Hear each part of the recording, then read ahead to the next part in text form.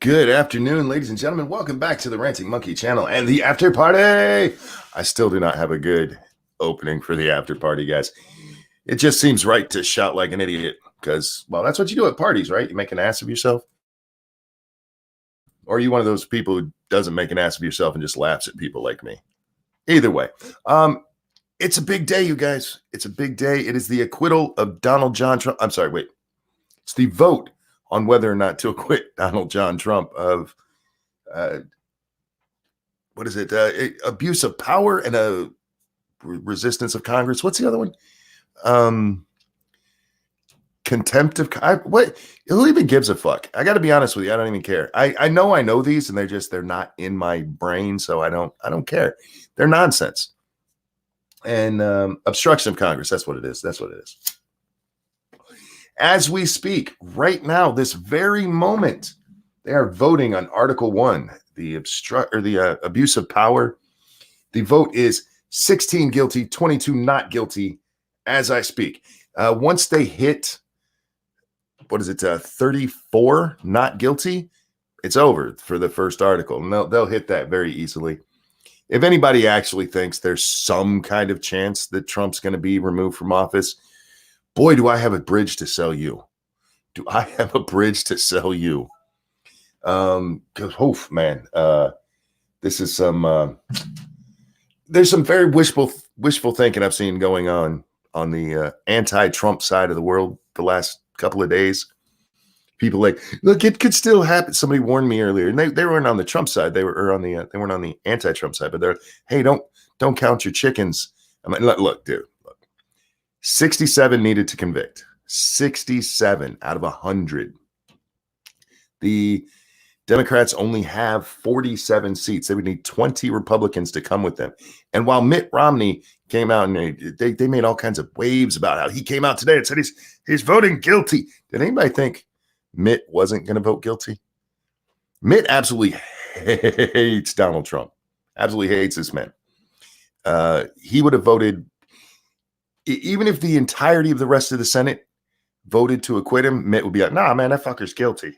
I don't know how to do a proper Mormon accent. Is there a Mormon accent? I don't know how to do it. Yeah, we're 3 votes away from acquittal. I'm just watching 26-31 right now. Oh, I'm look, I want to go over the impeachment. I do. We're going to watch this. We're going to see what happens. And somebody said it just failed. I'm watching over on C-SPAN. I'm probably just a little bit behind you because I'm, watching through the internet, not live on TV. But Mr. Moran was not guilty. Vote 34. That does it. It's the first count is over. So stop paying attention to this until they get to the abuse of Congress. That's what they really should have called it, abuse of Congress. Hey, Scribbles, how you doing, man? Should say, oh, it's abuse of Congress. He's being mean to us. He's so mean to us. This whole impeachment, from the beginning, has been just kind of odd. Do you guys remember how it happened? We talked about it at the time. A New York Times article comes out on a Friday afternoon in early September. And it says that there's a whistleblower complaint that's being kept from Congress. It's being kept from Congress, you guys. And this was a New York Times report on a Friday. By Monday, Nancy Pelosi had announced that there was going to be an impeachment investigation based on nothing but that New York Times report, as far as we know.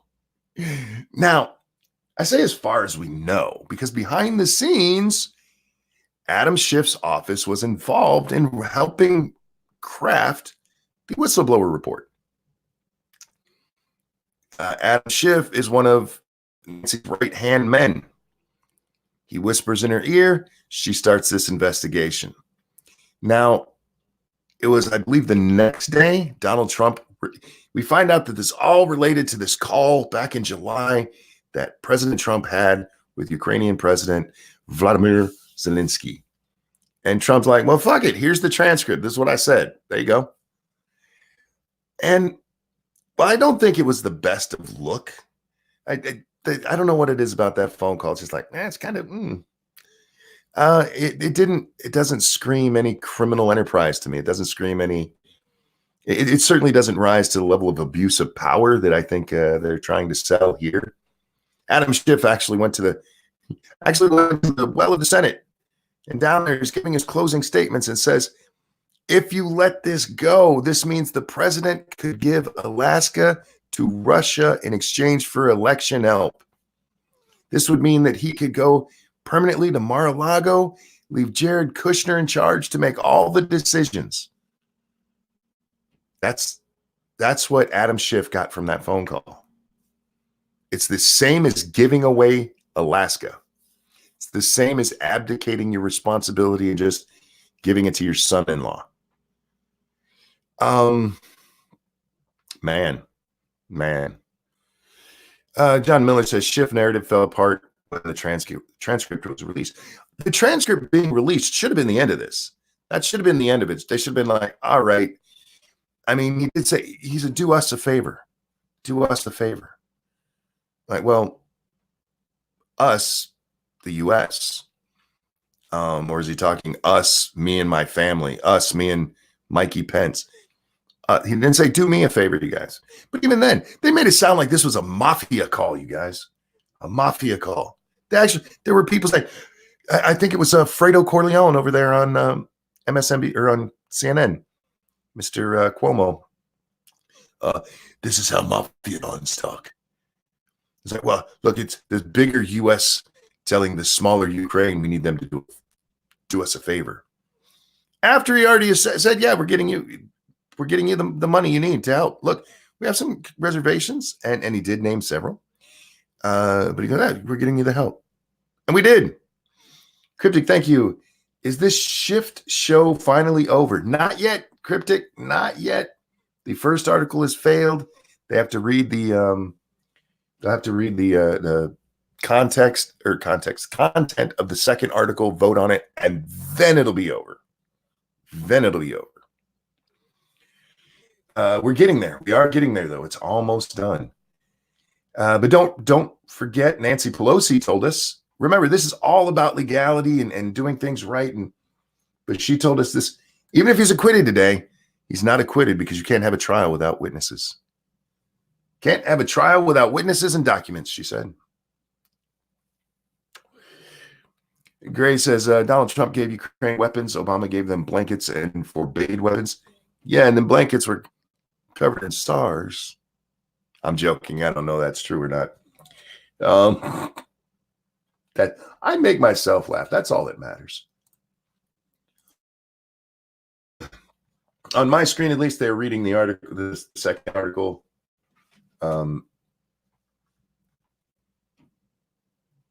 Wait.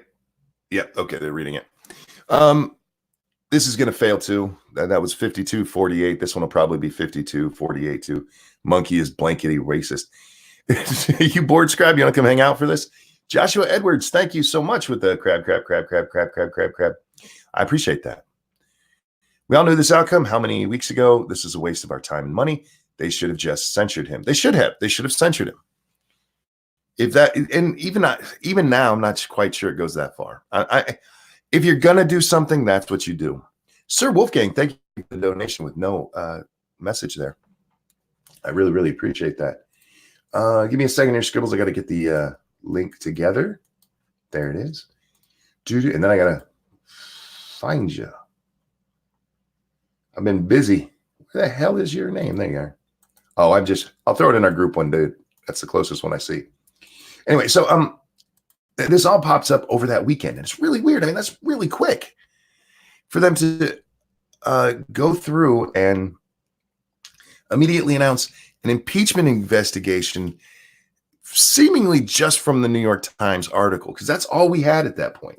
We didn't have anything other than there's a whistleblower report that hasn't been released to Congress. Thank you, tall person. Can't stay. I have to catch up by watching The Monkey in the Morning from this morning. Oh, thank you so much for the donation and for the support, my friend. Hey, Scribbles, how you doing, man? Hello. I am home from work. Welcome home. I do want to warn Thank you, my internet seems to be running with a little bit of lag. I'm not on my satellite, but it feels like I am. So if we talk over each other a little bit, don't freak out. It's my internet. It's been doing it since last night. Yeah, I've been hearing you stutter here and there a little bit. Yeah, I don't know what's doing it because I mean it's a steady connection. It's just a little laggy. It's pissing me off. Anyway, any surprise? Are you shocked by the first article being shot down? Scribe? Am I shocked? Did you wake up this morning thinking Donald John Trump was going to be removed from office? Well, stranger things have happened. I mean, for all I knew, maybe some minds were changed after the State of the Union address, and they thought it was too scripted, and thought, nah, I vote no. Did you watch them cheering? Oh yeah. Yeah, that alone. Plus, I mean, they actually did the 4 more years chant. The fucking Senate and House together did a 4 more years chant. If that didn't tell them how this was going to turn out. Well, the one thing about the State of the Union, I know we're talking about the already sort of foregone conclusion of the impeachment, but the State of the Union, a lot of the criticisms I'm hearing today, and they're not necessarily out of bounds, is about the sort of stagecraft of some of the events. Mm-hmm. The soldier coming back, surprise his wife, the Rush Limbaugh thing, the mom and her little girl, the Tuskegee Airman guy, all these little set piece moments, and a lot of complaints about using these people as props and all that. And then I hear that happens every year. Well, yeah, it does happen every year, but I don't hear anybody complaining about the fact that they brought in, if I'm remembering it correctly, one of the fathers, I believe, from the Newtown shooting, to stand there. Are you talking about the one who got kicked out? Yes. Was that Newtown? Or no, that was a Parkland. Parkland. Surviving. Sorry, yeah. I apologize. Mm-hmm. Parkland. But yeah, they brought in that father specifically to be outraged when Trump brings up the Second Amendment. Yeah. And everybody's complaining about the props we use. And I was like, there are no harps or halos on either side of the aisle here, guys. There are not. There's just the person who's talking at the podium and everybody who's not. I thought it was an excellent speech for Donald Trump. I don't know if it was an excellent State of the Union speech. Yeah.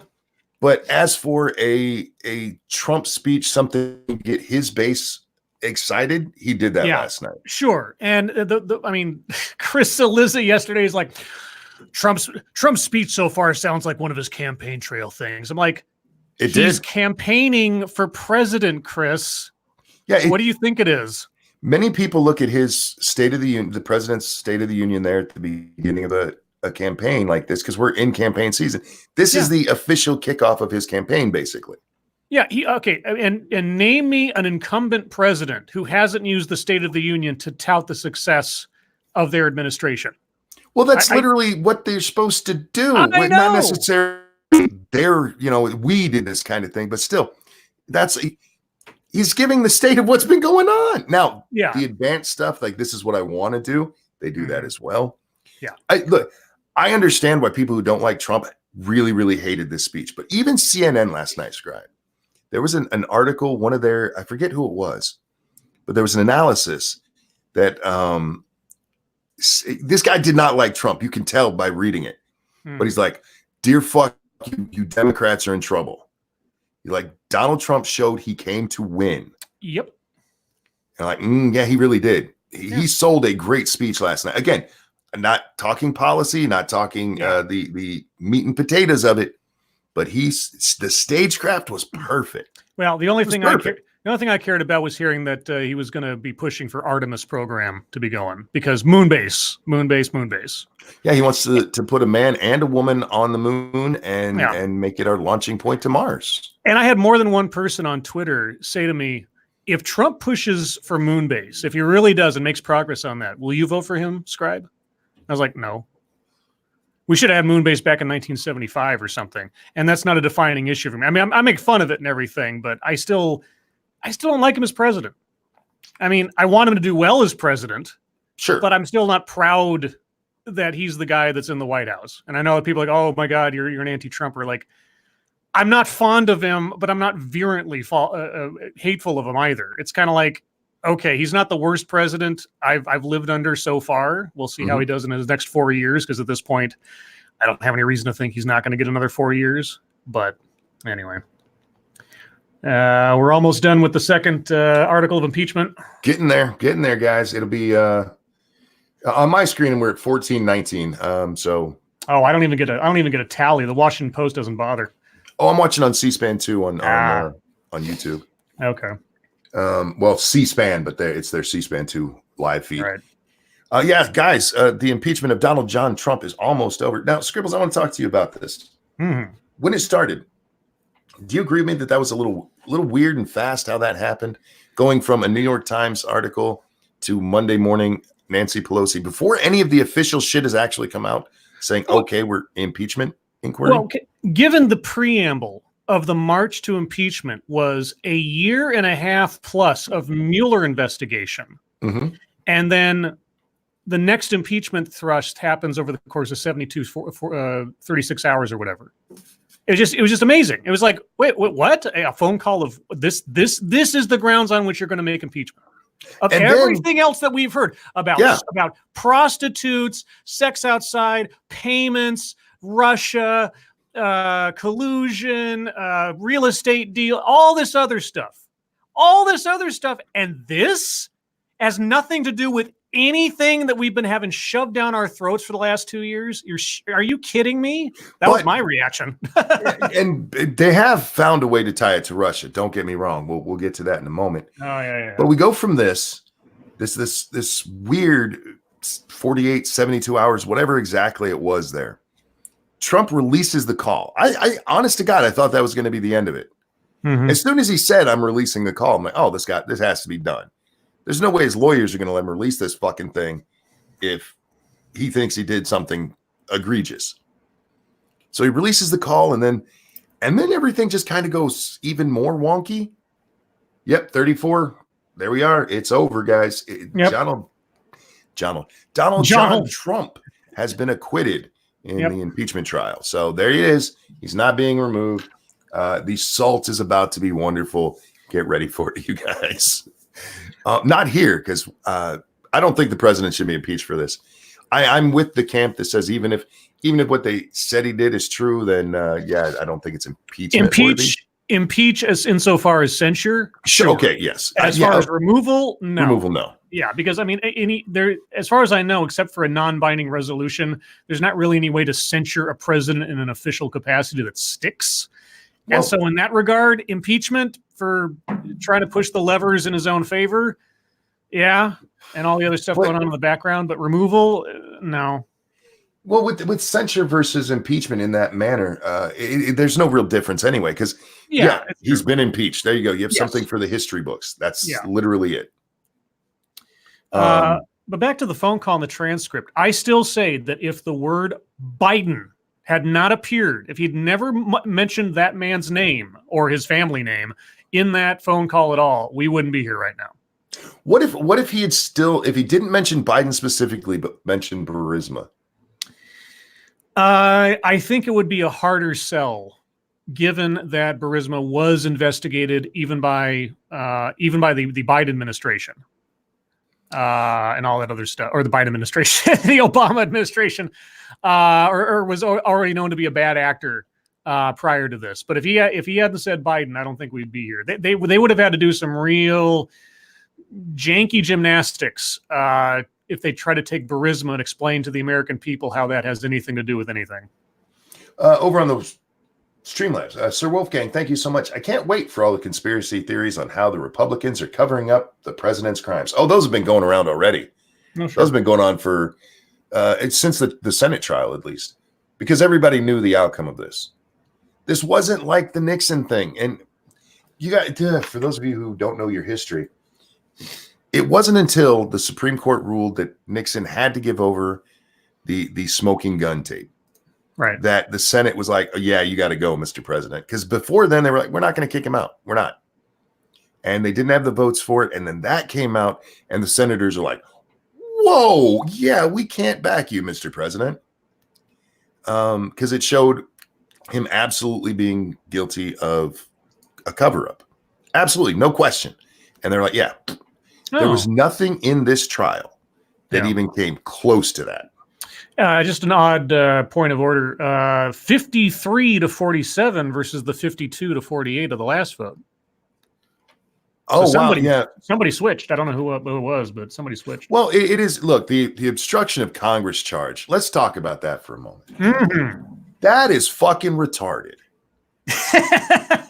I'm sorry, Democrats. I don't mean to be as derogatory as that is, but that is fucking retarded. It is a bizarre, and especially since, I mean, like I said, the day that they announced these, in my brain, as I heard the words coming out of the news or whatever, obstruction of, and I was like, what other phrase comes to mind in anyone who's watched any episode of Law and Order? And here we go with obstruction of Congress. The president obstructs Congress all the fucking time. If he vetoes a bill, he just obstructed Congress. Right. And somebody in chats, accelerate. I think I'm saying that right. Accelerate. It's not a thing. It really is a thing. It is. It is, but still. The way they used it is absolutely nuts. Yeah, I just like. Well, their whole case. I mean, there are a couple of legal challenges that have actually gone on. I think there's 4 or 5. But their case is Donald Trump said he was going to fight everything. He wouldn't let anyone testify. What, did you challenge that? No, because he said that. Like, yeah. He didn't even decide to pursue it. Even he's like, oh, he's just going to hide it. Well, did he? Did you challenge that? And this is what I said before. Even if they had failed, even if this entire thing was just a political stunt, and it was, I wish to Christ that the House had pursued it all the way through the courts to challenge the executive privilege, because that doesn't happen very often these days, where executive privilege is challenged in the courts all that much.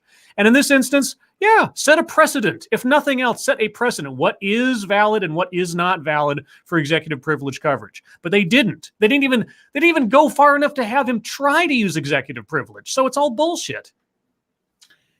Yeah. There it is. It's over, you guys. It is over there. Also, Jerry Nadler looks like somebody just pissed in his Cheerios, which is kind of funny to look at. He looks so depressed. He's looked like this the whole trial. Because they knew what was going to happen. I don't know why they pursued this. I really don't. I do. Well, okay, look, I do. Okay, yeah, let's talk brass tacks here. This wasn't about trying to remove Trump from office, because the odds of that happening were pretty much zilch to begin with. Yep. It wasn't zero, but it wasn't a very high chance they'd convince anybody. The entire purpose of this was to try to take undercut Trump's credibility and have a talking point for any Democratic candidate going forward that Donald Trump he's an impeached president. Why would you want to vote for someone who's been impeached for high crimes and misdemeanors, et cetera, et cetera? And they can say that now. That is an absolute fact. It has happened. Real quick. Jaeger Pony, thank you. Oh my God, these proceedings are banal. That's why I came on the air. I wanted to spice things up a little for you. But we're the Tabasco sauce of politics, guys. That's right. Look, I understand. I watch a lot of hearings. I really do. I get that they can be kind of dull.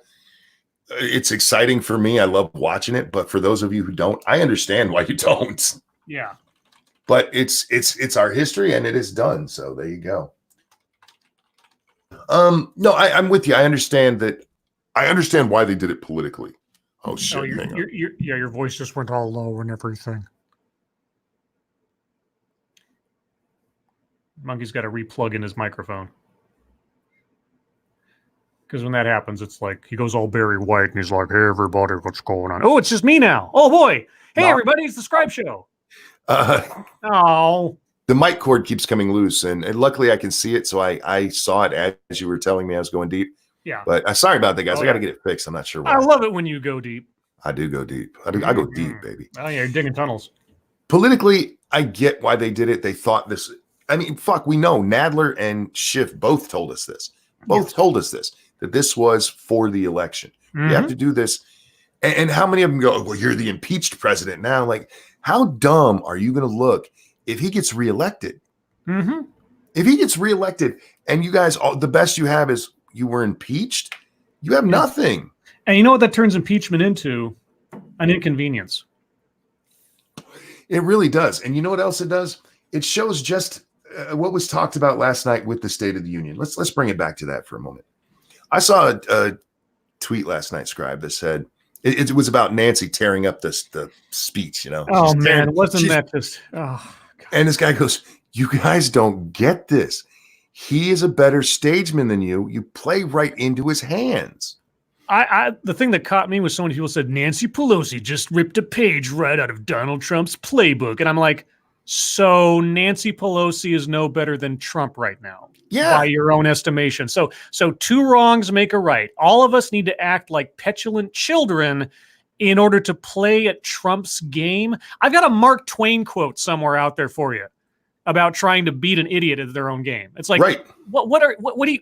This is an endorsement. This is what you're celebrating. This Nancy Pelosi should have been, if she wanted to actually show Trump up, be the most professional, be the most statesmanlike she possibly could. Instead, she's making goofy faces when he doesn't shake her hand, whether that was intentional or not. I don't know. I need to address that. Remind me. Go ahead. No, I'm done. Go ahead. Oh, no. I said that last night repeatedly. I don't know, guys. I'm looking at the angles that I saw. I'm like, I don't know. It's hard to tell. There is one angle. He absolutely saw her hand. Okay. He absolutely saw it. So yes, guys, I want to come out the president because I said last night, Scott, I had no problem with what he did and said throughout the thing, except that. I think he should have shooken her hand just because. To be at least aesthetically speaking, the bigger man. Yeah, than all the other BS. Yeah, he shouldn't have taken her hand. He should have offered his. In fact, exactly. Yes. But there is one angle. I don't know what news source it was, but there's an angle that's coming off of as you're looking at the podium. It's coming from the left side a little bit. Mm-hmm. And you can clearly see he has a clear view of her fucking hand. Okay, because every piece of footage, you little fucking child. Yeah, every piece of footage I saw, you could almost say his gaze was not anywhere near it or something. So if that's the case, then sure, I'm not. You see, I could believe either scenario, but sure. that makes perfect sense to me because. But at the same time, I kind of go like, well, I wish he'd been more statesmanlike, as I've said since he was elected. I wish he would have been more presidential, even in the face of like personal gripes and everything else. On the other hand, I can't necessarily blame him on a human level, but No, and we talked about that. And here's the thing. If you want to really piss off Nancy Pelosi, you really want to piss her off, you come up there and you hand out the papers, you shake Mike Pence's hand, and then you shake her hand and you give her that Trump shit-eating grin. Yeah, exactly. That would have been. That's how you do it. I mean, you don't go, I'm not shaking your hand. Yeah, if you're going to troll every Democrat from 1992 forward by giving Rush Limbaugh the Medal of Freedom, you might as well smile at Nancy Pelosi. Oh my God, that's one of the that's just brilliant. Oh my God, fucking brilliant. Oh, but Rush Limbaugh, really? Well, again, Scribe, if you look at what Rush has done, not talking his politics, but Trump specifically mentioned his fundraising. Yes, I understand that. Trump has, and you got to remember, Obama gave the Medal of Freedom to fucking Harvey Weinstein. Oh, did he? Yeah. Oh, I don't even remember that. Oh, shit. Okay, never mind. So, I mean, if we're going to compare. Okay, all right. I forgot. If I ever knew that part, I've forgotten it, but whatever. Yeah, there's a great meme going around showing the two next to each other. Yeah. He gave it to. What did Weinstein get the Medal of Freedom for? Well, I mean, what was the excuse? Do you know? I don't. Okay, I'd be curious to know. Hey, our crack research team in chat, you can find out what the specific excuse was for giving Harvey Weinstein the Medal of Freedom. I'd be very curious to know. And now Monkey's going to Google it anyway and not even take you out of the loops. That's fine. Oh, wait, maybe it's just a mostly false. Was it a doctored photo? Oh, okay. So he didn't give it to Weinstein. Oh, okay. Fair enough. But he did give it to Bill Clinton. Oh, well, okay. You got a super chat. So I take that back. I take it back, guys. Don't mean to spread false information. Lion Patriot, thank you. 4 more years. If you're into, look, I'm with the candidates we have out there. I'm not opposed to 4 more years of Trump. I'm not going to lie. Yeah, there's a dividing line between my sort of political wishful thinking or idealism and my just pure sense of entertaining Schadenfreude. And if Trump got 4 more years after all this malarkey over the last 3 years or whatever, I'm not going to deny I'm going to be entertained. Will I be happy? Well, no, but then there's no candidate on the other side of the aisle right now that's really exciting me either. So I'll probably be in the same position I was last time around, was just like, I don't particularly want to vote for either person. So, well, here's the thing. For me last time, because I didn't support either, but if we had to have one, I was hoping Trump would get it for the Supreme Court, because we knew at least one nomination was coming. There was one empty. That's true. And then you had Kennedy retire out of nowhere, and like, oh, thank God that there was not fucking Hillary there. Looking forward, I mean, we might have another 2. Ginsburg is, if we get a Democrat, Ginsburg will retire. Period. She'll do it probably on Inauguration Day. Roberts is getting kind of old too. There's speculation about him retiring as well. So, but Roberts is a baby. I'm sorry, not Roberts. Thomas? No. Souter? What? No. Black guy. Yeah, Clarence Thomas. That's what I said. Did I say? I thought I said Roberts. I don't know why I'm hearing that in my head. I don't know. You said Roberts. I was like, Roberts, really? And he was like, no, the other guy. Like, oh, you mean Thomas? No, yeah, Thomas. Yeah, Clarence Thomas. He's the only old guy that I know. He's old right now. Yeah. Anyway, sorry guys. I've only been up for a little while. That's going to be my excuse. No, but back to the impeachment. If anybody thought this was going anywhere, you were just wrong. This was a political show trial. It was a political show investigation. Well, it did go somewhere. It just helped to further polarize everybody. It didn't help anything. We're not. I mean,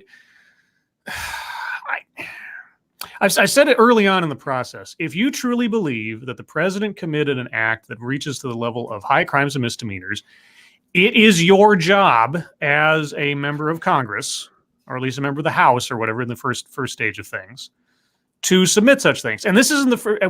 Trump's had articles, or at least a proposal of impeachment presented against him a couple of times now prior to one officially. So this isn't the first time. But of all the things, of all the times to do it, and I understand there's nothing in law that says you can only impeach the president in his second term, or if he's not running again or something. It's like, I get that, but let's be honest. That's the timing of this was everything. It was rushed into process. It was rushed into a vote, and then they sat on it for a month or whatever until they could try to leverage the Senate, which made, to this moment, I do not understand what Nancy Pelosi was thinking at all. There's absolutely nothing that makes any sense as to the logic of trying to muscle the Senate with a threat that you won't deliver the articles. Oh, wow. Somebody said, check out Cory Booker's tweet.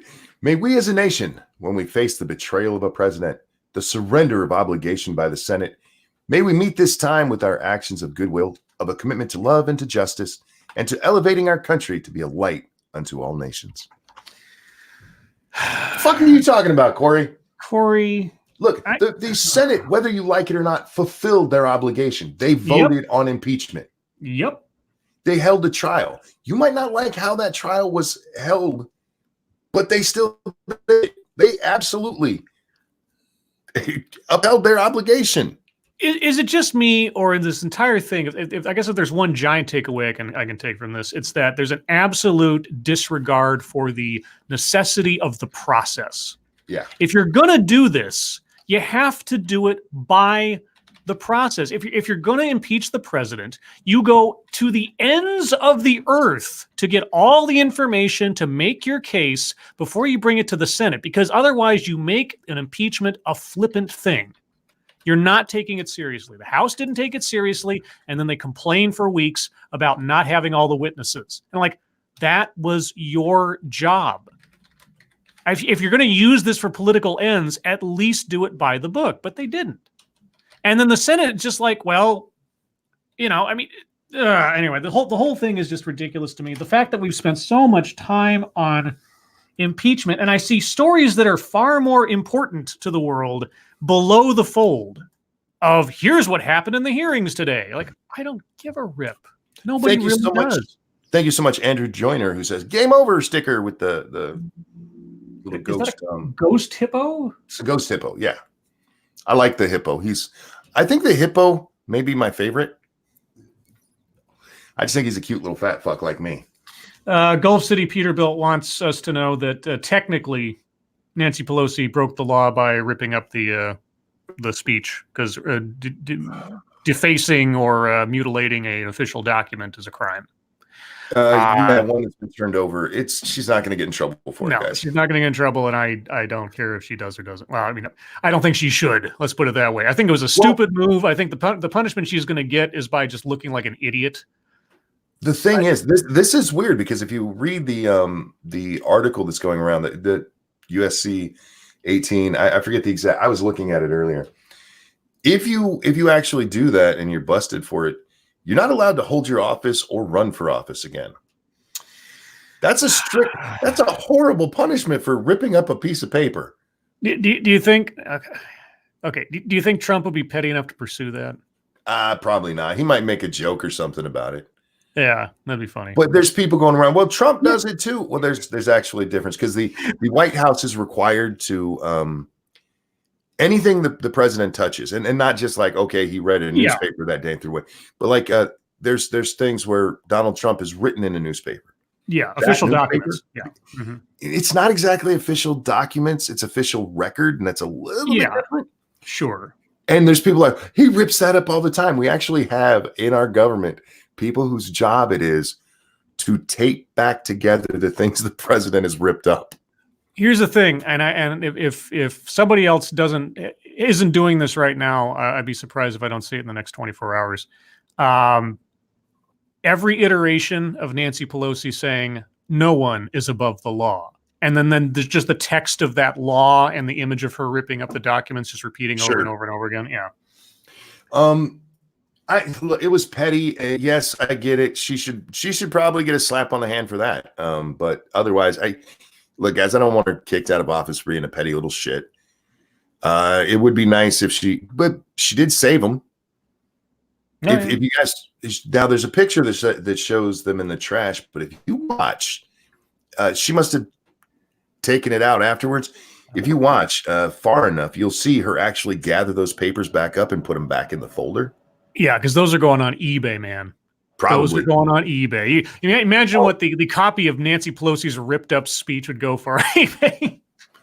Grisella, it's your birthday. What? I do this anytime I hear birthdays, my show or not. I don't care. Grisella, this one's for you. And one. And a two.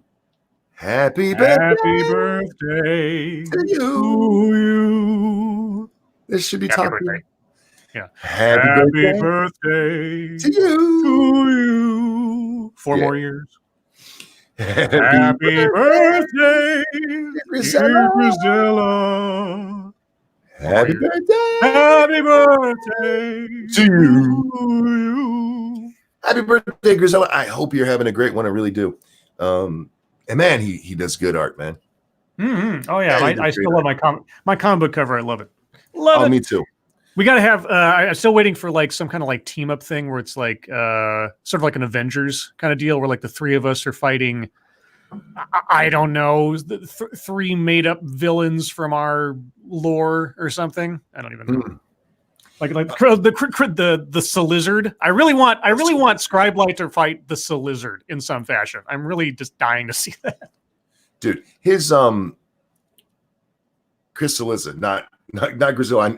Grisella. I need to make sure I change the subject here. Yeah.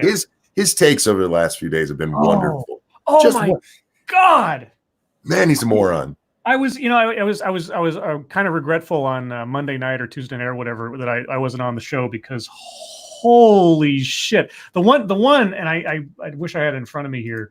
He was criticizing. I think it was Mitch McConnell or Lindsey Graham or something about they put out information that had zero proof, and he says it's irresponsible to put out such claims that have zero evidence. And I'm like, hello, McFly, Here's your smoking gun article, Chris, from BuzzFeed. And by the way, I got a whole video of other things. What about the fact CNN just paid Sandman a shit ton of money for defamation? Oh, well, I mean, in the video he put out, Sinatra did a great job at taking that down. There's a couple of points that, looking back on it, I wish I'd said, but yeah, he just pretends as though CNN is just this shining light on a hill of pure fact-based, reality-based reporting, that we've never done anything wrong. Fox News is just this completely disingenuous blah, blah, blah, blah, blah. And I'm like, dude, you and Fox News are two sides of the same coin. Okay, Fox has its own bias. You have your own bias. Fox gets things wrong. You get things wrong. You were just drooling over Obama for 8 years. And don't pretend like Obama didn't try to get Fox News kicked out of the White House, too. Everything is the same. It all repeats. Second verse, same as the first. But Chris Cillizza trying to pretend as though he's some virtuous beacon of truth and justice is just bonkers nonsense. He like I said on a tweet the other day or something, either he's pretending to be that dense or he really is that dense. Oh, he has to really be that dense. I don't know how you can pretend to be that dense and have pride. I wanted to at least extend the benefit of the doubt that he's not a complete idiot, but time after time after time, him just completely contradicting himself, forgetting his own reporting. I don't know. And even Sinatra had a good theory. You know, all the ums and the ers and everything that I always end up having to read when I read his copy. Yeah. Yeah. Sinatra's theory is that he's just speech to texting all his articles. It could be. And I'm like, part of me says, I hope not. But then I'm like, do I care? Would I be surprised? No. Chris, go ahead and post your link, bud. You have the ability now. Purple Pill says Trump just reposted the Trump Forever meme again with the Trump signs flying past. Oh boy. You can't out troll Trump. I'm sorry, guys. Stop trying. Well, they're going to keep bringing themselves down to his level and lose. That article I was telling you about, the one that it talks about, Trump came to play, but it's definitely not a pro-Trump article. Mm-hmm. He just talked about how well the speech was done. But he also talked about how if Democrats want to beat Trump, you cannot do it by trying to paraphrasing, out petulant child the man. You can't do it. No. One, when he does it, for some reason, it doesn't quite come off as bad as it does when you do. It comes off bad, but like the handshake, that was a quick moment. It was just a moment and it was over. Nancy took the time to rip up 3 different sets of papers. I don't know if you paid attention to that. Slowly in front and knowing the goddamn camera was on her. Yeah. If you want to just rip them up real fast, all of them together, just there you go. You're done. No, you made a big production out of it. You know what? I think I brought up this comparison before. Did you ever see the movie Little Big League? Oh, I did a long time ago. Okay, so and I know this is a deep, like, obscure cut, but I've always had this in my mind for different reasons. There's this one character in that thing. So for you guys that don't know, this movie's it's about I think it's the Minnesota Twins. The baseball team's owned by this old guy. He dies. He leaves it to his grandson, who's only like 12. So now this 12-year-old is like the manager of the Major League Baseball team, which is, of course, fantasy world, but whatever. Anyway, there's this one player on the team who is so just not having a kid as a boss. Mm-hmm. And he's a really good player. So he decides to start like not trying to attempt everything. And he's hoping to get traded. And by the end of the movie, the kid walks, and this kid, of course, is a brilliant. He knows all the baseball stats and everything else, and he actually knows baseball really well. Near the end of the movie, when they're getting up to their big game or whatever, he goes up to this guy and he says, you really need to start trying hard. And I'm not quoting, but you really need to start trying hard. He's like, I'm not gonna put my time and effort into this. I want to get traded. And he looks at him and says, what scout is going to want to hire you, given that you've got a performance of blah this season because you've been mad at me? Right. And the guy's like, yeah. See, here's the thing with trying to bring yourself down to Trump's level. Trump is expected to act this way. Trump has a body of work going back to the 1980s that most of his voter base remembers, where none of this stuff is surprising. He has it's one of those things. I think it was a Mark Twain quote again. It says, "You give a man a reputation as an early riser, and that man can sleep till noon." Okay. Donald Trump has a reputation for being Donald Trump. Donald Trump is the only guy that can get away with being Donald Trump and still have some measure of credibility beyond that. If you're Nancy Pelosi, if you're Adam Schiff, if you're Cory Booker, if you're Amy Klobuchar, whoever, if you try to bring yourself down, all you're doing is damaging your own credibility and your own career to this point by acting like anything other than the statesman you want to be taken seriously as. Well, I get that with Pelosi, but it's not just her. This was a bad moment for her, but I don't know if people even realize this. Did you know the first female Muslims in Congress walked out of the speech last night? I believe I heard that, yes. I didn't know it during the speech. I actually didn't know it until I read it this afternoon. But they got up when he actually mentioned Kavanaugh's name. God, he's such a good troll. But somebody in chat said it just a moment ago, and this is what it boils down to. For Trump, half the time, I don't even think it's trolling. It's just Trump being Trump. Yeah. And they're trying to be Trump, and you're never going to out-Trump him. No. You're just not. Yeah. And everybody knows what you're doing if you try. That's the thing. It's not like somebody goes, oh, what a great strategy. Gosh, you're acting just like the president is. We know you're doing it because you didn't act like this before. That's what I mean. Trump can get away with it because he's been doing it his whole life. Yeah. You can't get away. You can't go from being like, and maybe this is what Cory Booker, maybe this is was Cory Booker's calculus about the whole thing, is he has to act like the anti-Trump, not in the sense of being like an anti-Trumper thing more than he already was, but just in his demeanor, in his mood, in his presentation. And to that extent, I can't disagree with him, but that's a whole other question about him between the other Democrats. But anybody else coming down the pike that decides to try to go for Trump as Trump, it's going to be obvious. Trump voters aren't going to take you seriously. And Democrats certainly aren't going to take you seriously because they see what you're doing and they don't want another Trump. It's a bad move. I don't know why they keep doing it. Rudicus Prime. Oh, is that what you were? I saw your post just a moment ago and I meant to mention it, but we got off. I've been trying to get you to sing happy birthday since January 26th. I am so sorry. What? Holy shit, Rudicus. I am so sorry, dude. I apologize for missing it. You guys, I love birthdays. I'm sorry, dude. That was awfully rude of you, Monkey. It was very rudicous of me. Not to be confused with root-icus. But rudicus. One moment. Yes. Hello, little one. What? Who is it? Who is it? It is my pumpkin. Pumpkin. Hi, baby. Look at the little smile of grandma. Come see Pa. She calls me Pa, you guys. Aww. You say hi. I love you. I love you. She got really excited when we pulled up, and then I asked her if she knew who lived here, and she said, Pa. Can you say Pa? Can you say Pa? I love you. Look at this smile. Oh. You say Rudicus? Because I owe Rudicus big. You say Rudicus? She's just staring at the monkey on the screen. She listens to me at home, so she's seeing the monkey and hearing me. And yeah, it's your Pa. You know, she says Pa as she watches me. Oh, it's my baby. I love you so much. I love you. Aw, pumpkin. But we're gonna be here for dinner, and we're watching this scene with Grandma. Okay. Hi. You have a good time with her.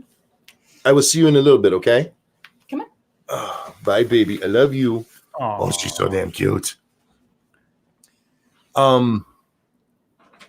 Rudicus, I really, really am sorry we missed it. So we are going to do this for you, sir. And a 1 and a 2. Happy birthday to you, Rudicus. Happy birthday to you. Monkey's really sorry. Yeah. Happy birthday, dear Rudicus. Belated. Yes. Happy birthday to you. I'm so sorry I missed it. I'm an asshole. Rudicus, I hope you had a great birthday. I really do. And I am so sorry I missed it for that long. Holy shit. Terrible monkey. But okay. Maybe I rely too much on chat repeating things so that I actually do finally see it. Well, unfortunately, I have to go because I just got a message that I need to dial in to do work because, even when I'm not at work, I got to go work. So, well, you had fun at work. I'm going to talk here a little bit more. Sure. And I'll still probably try to make this about a 2-hour stream, guys. So we got like an hour left. But Scribbles, if you get time and would like to come back, you're of course welcome. You have the link, my friend. Have a good day. You too, and everybody in the chat. Have a good day. Thanks for all the well wishes I've been getting on my little quote unquote vacation. Happy birthday, everybody's got a birthday. And I will see you Monday, if not sooner. Bye, guys. See you, Scribbles. Have a good one, bud. Purple Perspective says, God damn, I don't like kids at all, but the way Monk and Satsu talk about kids makes my heart melt. Dude, I love children. I've said this before. Their whole job is just to be happy and play. And I support that 100%. Hang on one second.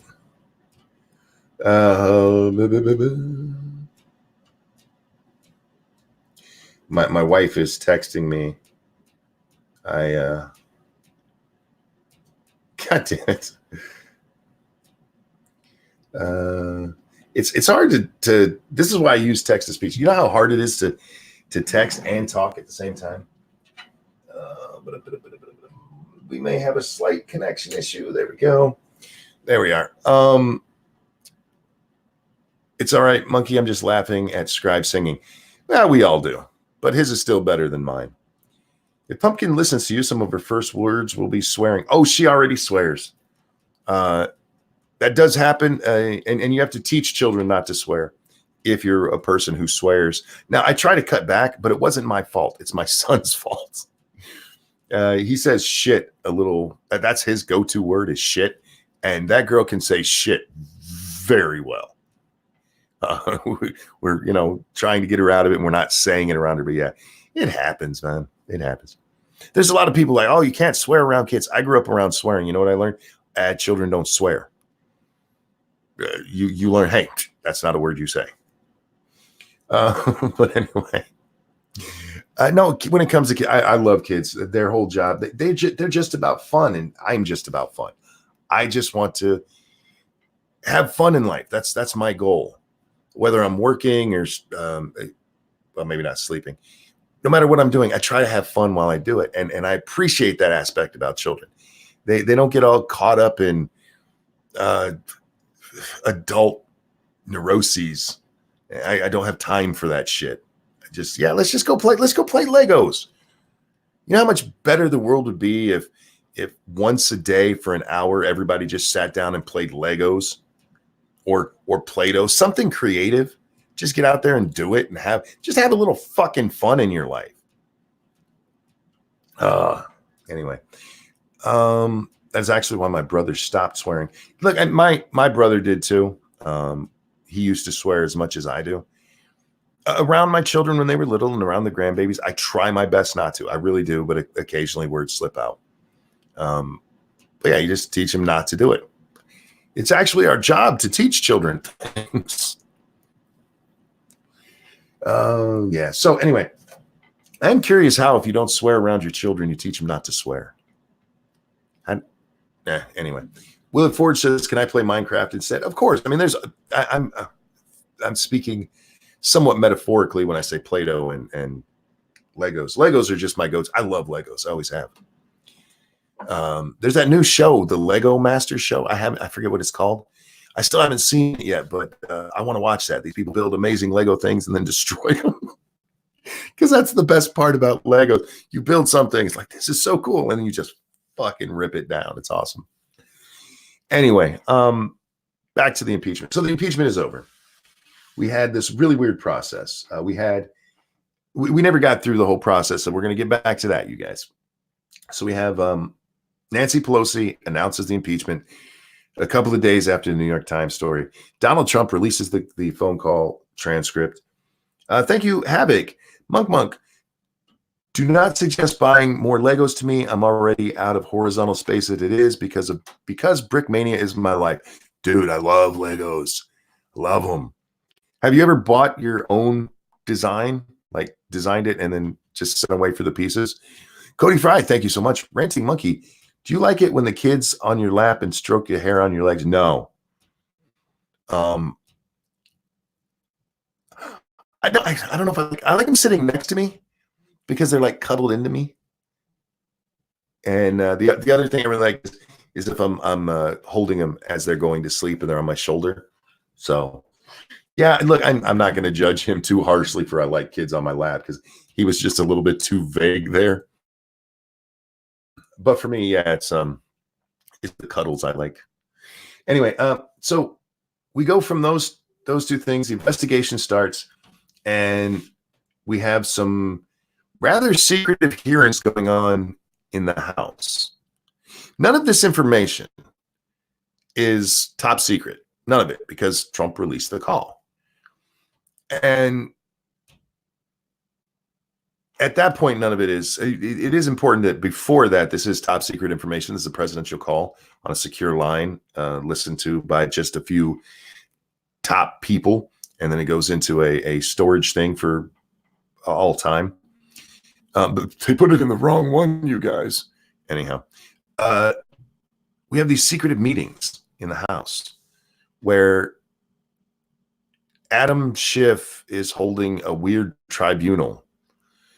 And then they finally, all right, fine, we'll fucking do it in public. And we have these witnesses that not one of them was a direct party. Not one of them was a direct party. Except Vindman. Vindman, which is why all good money is on. He's the one who told the whistleblower about this call, which would have been illegal because at the time it was classified, and he shouldn't have been having that conversation. He actually should have any security clearance revoked after that. So we have this really weird trial or investigation that proves nothing, and the Republicans aren't allowed to really call witnesses. The witnesses they want to call it, no. And when that was brought up, what the Democrats would say, look, if the president wants to call witnesses or come testify, he's allowed to do that. But they wouldn't allow the president's lawyers to be involved. They wouldn't allow the White House lawyers to be involved. They wouldn't allow anybody giving testimony to have a lawyer, which is fucking weird. Really weird and kind of dirty. So then they end theirs and they take it over to the Judicial Committee with Jerry fucking fat ass Nadler sitting there. And in this case, by their own goddamn rules, there's supposed to be a day for the Republicans to call witnesses. And they weren't allowed to. They never got that day. Jerry Nadler kept saying, oh, we'll have it. Don't worry. We'll have it. Don't worry. I believe he was asked, I think it was every day of the Judiciary Committee hearings. Senator Doug Collins, asked repeatedly, when are we getting our day? When are we getting? We'll talk about it later. Later never came, by the way. So they have these hearings, and the only witness for the Republicans in all of this was Turley. Jonathan Turley, is that his name? I forget where he's a professor from, but they had the 4 professors up there talking about constitutional law. And it seems like a couple of them haven't read the whole document. I'm just going to throw that out there. But the 3 of them, yeah, this is absolutely impeachable. And Turley going, no, if you set this precedent, you are fucking everything up. Now, Jerry Nadler, when it comes to the Senate trial, he goes, even Turley said that this was impeachable. Well, what Turley said is abuse of power is impeachable, but he did not consider what Trump did to be abuse of power. I'm saying, look, you are setting a horrible precedent. You are going to make it so that any president can get impeached, any president. And they're like, fuck you. What do you know? We got these 3 people here who say what we want to hear. Turley isn't even a Trump supporter. He said this, I didn't vote for Trump. I'm not a fan of this man. What I think you're doing is wrong. You are corrupting our system. And not in a minor way. We're not talking, oh, you took a bribe. No, you are literally setting a precedent that a president can be impeached for pissing you off, basically. No, he had a phone call where he did some things. Under this impeachment, President Obama could have been impeached. And they're like, oh, Obama didn't do the same thing. Yes, he did. If you listen to what Joseph Biden did, if you listen to what Joe Biden bragged about, he said that he went to the president of Ukraine and told them, either fire this prosecutor or we're not giving you the $100 billion in loan guarantees. And the president looked at him and said, you don't have the power to do that. And he goes, go ahead and call the president. Right there, he indicted Obama for doing the exact same thing that they're accusing Trump of. Withholding funds that were constitutionally appropriated by Congress. But don't look at that, you guys. Don't look at that. And you know what? I don't have a problem, honestly, with what Biden did there. I really don't. They were probably right to get rid of that prosecutor, even though, yes, Burisma is dirty as shit. So was that prosecutor. Ukraine is a little bit like New Orleans and Chicago, well known for corruption. The whole fucking place. It's not like there's one corrupt prosecutor or one corrupt company. They're all fucking corrupt. So I get it that they like, oh no, look, he did this thing, and no. Biden did it. It's wrong if it was wrong for Trump to do it. I don't think either of them were wrong. I'm perfectly willing to believe that prosecutor in Ukraine was fucking corrupt. That doesn't mean Burisma didn't still need to be investigated. It means that guy was corrupt too. But it does indict in Obama for the same thing, as well as Joe Biden, who, by the way, they think Trump did this all for because he is the most formidable opponent he has, due to polls from Fox News. I love that they kept doing that. They kept using Fox News polls. You know damn good and well these people don't watch Fox News, but they did that so they said, look, it's not a liberal source, you guys. This is from Fox News. Even they were saying it. What none of them brought up is that the polls also showed Hillary was going to kick the shit out of Trump. I'm not sure Trump cares that much about the polls.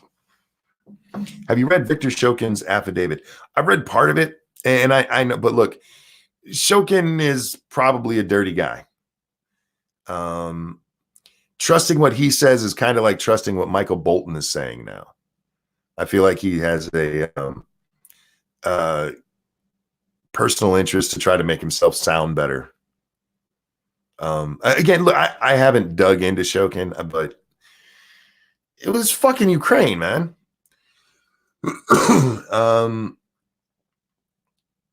He's the least corrupt person in Ukraine. He was investigating Burisma, and the guy that they replaced him with just closed the case. I've read articles about this guy that both for and against, but to be honest with you, I don't know his history. I'm not Ukrainian. I can't read Ukrainian news, so it's not like I can go read their sources or anything. Either way, if you're going to say Biden is guilty for this, if you're saying Biden is guilty for this, then you have to say Trump is guilty as well. So which is it? Do you think they're both guilty or both innocent? Because if you're separating them, if you're going one is innocent and one is guilty, you're being partisan.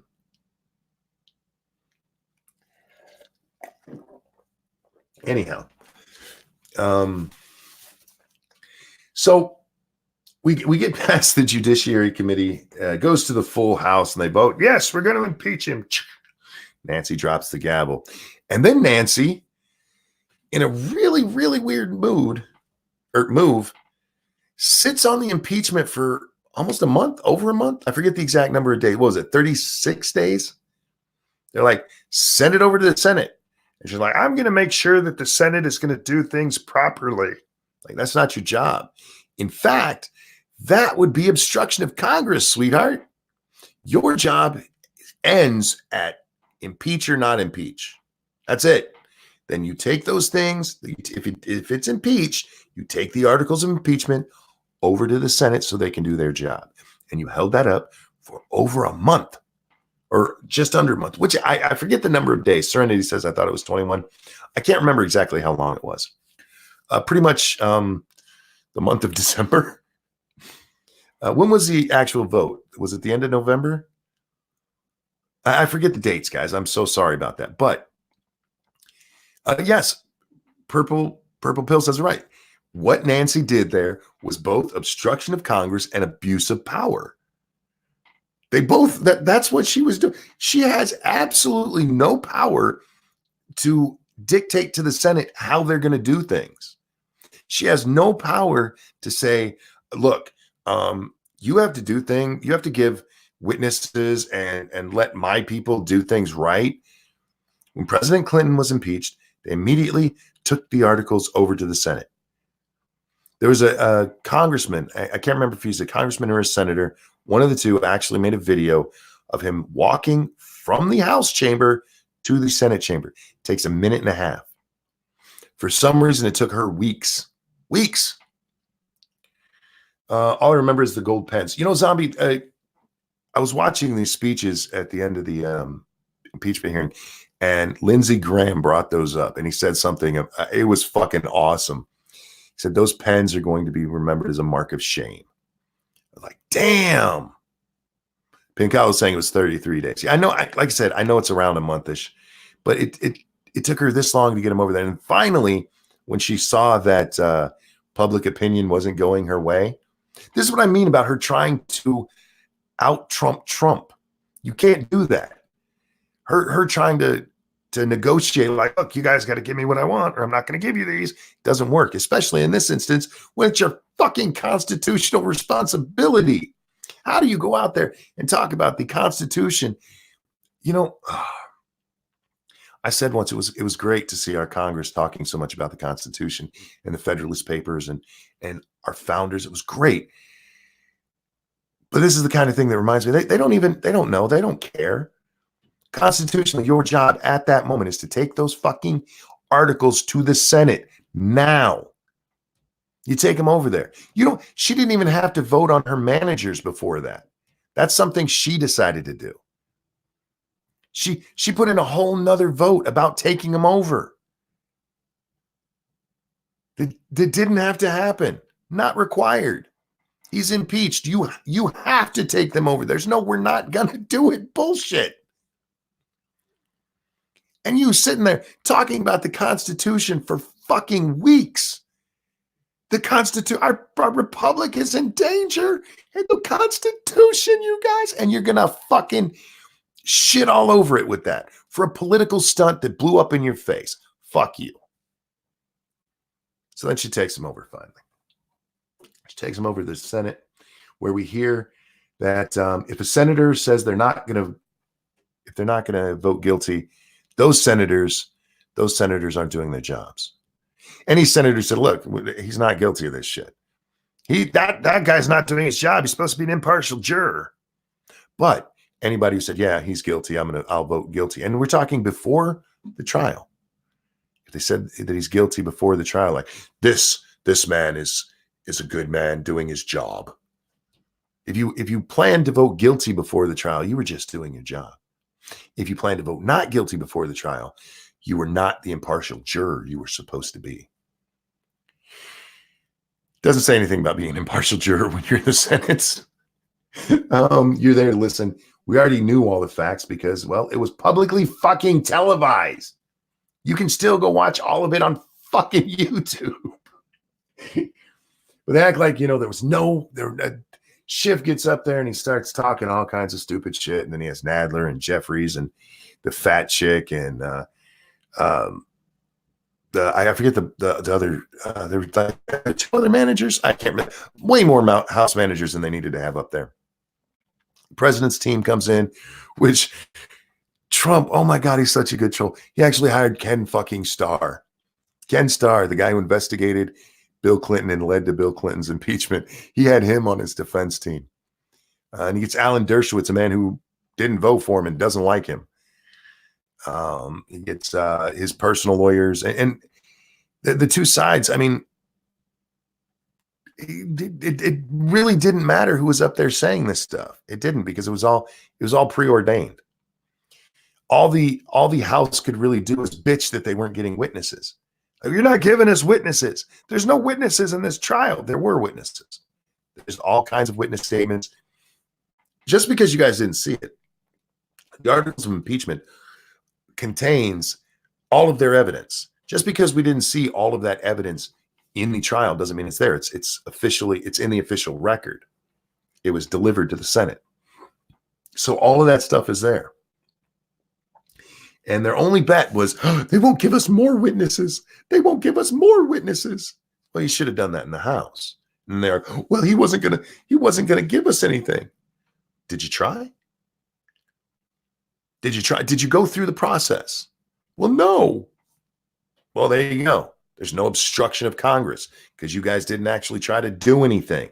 You lazy shitbags. You saw your case was weak as fuck and you tried to push it over to the Senate. Try to tie it around their neck.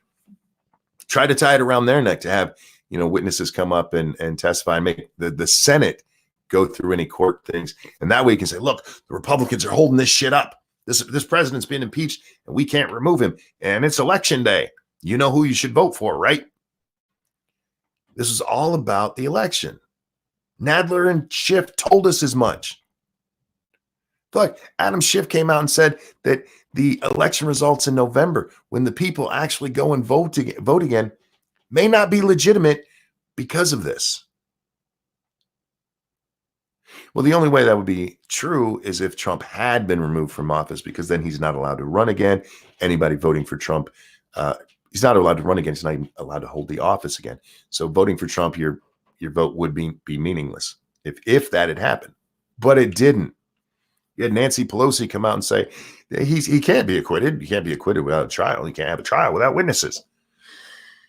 Shut up. You were wrong. You were wrong. You never should have pushed this. You never should have listened to Adam Schiff. He made you look like an absolute ass. And you guys gave Trump a win.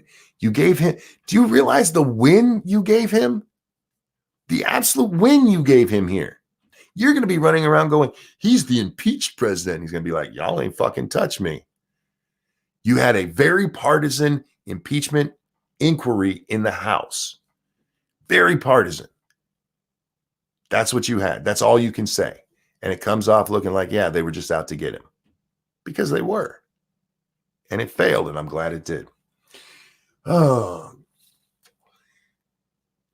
He had the trial on the House. I'm not sure what you mean there. Oh, I bet Biden makes his son rub his hairy legs. That's horrible. But acquittal is a threat to our democracy. Yeah, man. They talk so much about that. This is a threat. The republic itself is in danger. One, you don't believe in the republic, so shut the fuck up. You don't believe in the republic. You believe in the power of the federal government. Stop it. The republic is the collection of states and the state's individual power. You fucking Democrats don't believe in that. Fuck off. And for the record, most Republicans don't either. But fuck off. You don't believe in that shit.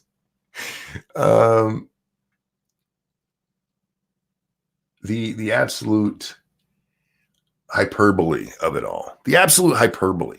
Sitting there telling us, look, the country's going to fall apart if Donald Trump is acquitted. Actually, in all honesty, let's be honest for 1 minute. Removing a president, guilty or not, is going to have a much bigger impact than not removing him. That's going to be something that tears the country apart. Look at what happened when Nixon resigned. The country went into shambles, man. And I don't mean that in like suddenly the structures fell down, but we were lost for a while, man. We were so lost, we elected fucking Jimmy Carter. We elected Jimmy Carter. And you have the end of the 70s, which is this depressed era in American history. Just everybody beaten down. And Ronald Reagan comes in and goes, well, I'm paraphrasing, let's make America great again. and suddenly there's this explosion of Americanism and happiness, and we come out of that. That was all a direct result of what happened with Nixon. I mean, and again, Nixon deserved to resign. That motherfucker should have been kicked out of office. He should have been, and he would have been if he hadn't resigned. That's why he resigned. He would have been the first impeached and removed. As it stands, he didn't even get removed or impeached, but he did. He left, and it threw everything into fucking shit, man. That's not a good thing to happen. It's not a good thing to remove a president. If you have to, do it. Absolutely. Like I said, Nixon was a shitbag. And even knowing what happened with the country, if they had to impeach him and remove him, absolutely, you go through that. You put up with it. But stop acting like acquitting Donald Trump of, even at the worst, of asking the Ukrainians to do an investigation that may help him is the end of our fucking democracy. That, as Adam Schiff put it, that means that he can give, that Donald Trump can give Alaska to Russia in exchange for election help. That's fucking retarded. It's fucking retarded. It's the kind of hyperbolic nonsense that leads to people, to the hate and everything. We were asked the other day, how do you cure the division in the country? And no, you won't cure the division, because we actually need two different sides. You need competing things. That's good for the country. But the divisiveness, how divisive we become, that needs healed. And it really needs healed from Democrats shutting the fuck up. There's a whole bunch of them out there who are pouring fuel on a fire. They're going to get someone killed eventually. They really will. You're going to have somebody try to assassinate the president.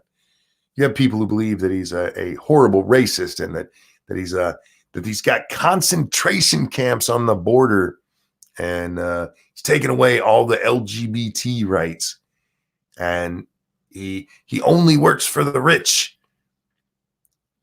You guys ever pay attention to the communist revolutions around the world? How they start? They're not peaceful. They're not peaceful, and they're not the work of a lone gunman kind of thing. It's you build up this resentment. You build resentment, particularly to the ruling class and the wealthy. The wealthy, that's a big part of it. That's how you do it. You think this is on accident? I don't. I think these little commie shits that's what they want. They want revolution. And they thought they were going to get it through elected means. They thought Hillary was going to come in and do it, but look at what Mao did with the emperor's tombs. I don't want to point directly to anything. I'm just saying, if you want a serious revolution, this is what you do. This is what you do. They tried it with race. They tried it with sex. It didn't work. And now they're going for the class warfare. And that's where it gets scary. That's where it gets real scary. The postmodern bullshit coming out of academia explicitly calls for this. Yeah. It's, I mean, that's how you get revolution. Communist revolution. You incite the people to hate the rich. Look how much they have that you don't. Look, you got to work 3 jobs. I've seen this 3-job thing. People are having to work 2 and 3 jobs. It's funny though. They never do a fact check when these idiots say that shit. I saw one though. I've seen one, and I actually went and looked up the statistics. The number of people working 2 and 3 jobs is way the fuck down. It has been dropping like a rock for decades, and it hasn't really stopped.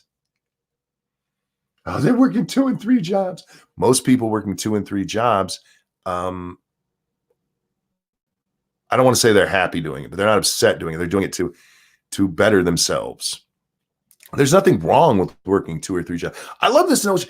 Look, if you have a job, you should be able to take care of yourself. That's not necessarily true. See, one of the things with the people with 2 and 3 jobs, a lot of them are are just making 40 hours or just making 45 hours. Their two jobs are both part-time jobs. You know, I work in a bookstore during the week, and on the weekends I work in a bar. It's not like they have two 40-hour jobs. They get no sleep. That's not how it is. No, just because you have a job doesn't mean you should be able to take care of yourself. You need to have a job that provides for that. And there was a time when working 2 or 3 jobs was seen as a good thing, not as a virtuous thing. I'm going to do everything I can for myself and work to a place where I can get to where I only have to work one job. But I was like, these poor bastards. Look, they were poor bastards back then too. But we looked at them like, man, that's an amazing, hardworking American. That is somebody who's going for the dream. And now it's like, nah, man, we gotta stop that. They need to be able to relax 24 hours a day. If we purge the rich, who's going to employ the masses? That's an easy question. Government. But you got to remember, in a communist utopia, nobody actually works. They're happy to go out and help Mother Russia. The country. It is. If you ever get to see video of Chinese people, I'm not talking about in the big cities and stuff. Go out to the farms and stuff. There's videos of taken with interviews of these guys. It is amazing how indoctrinated they are. And I don't know if it's just because they knew a camera was on them and they were afraid they were going to get shot in the back of the head in the middle of the night. But they are all about helping the motherland. All about it. They're living on dirt floors. That's your communist utopia right there. Working their fingers to the bone, stooped over from farming their entire lives.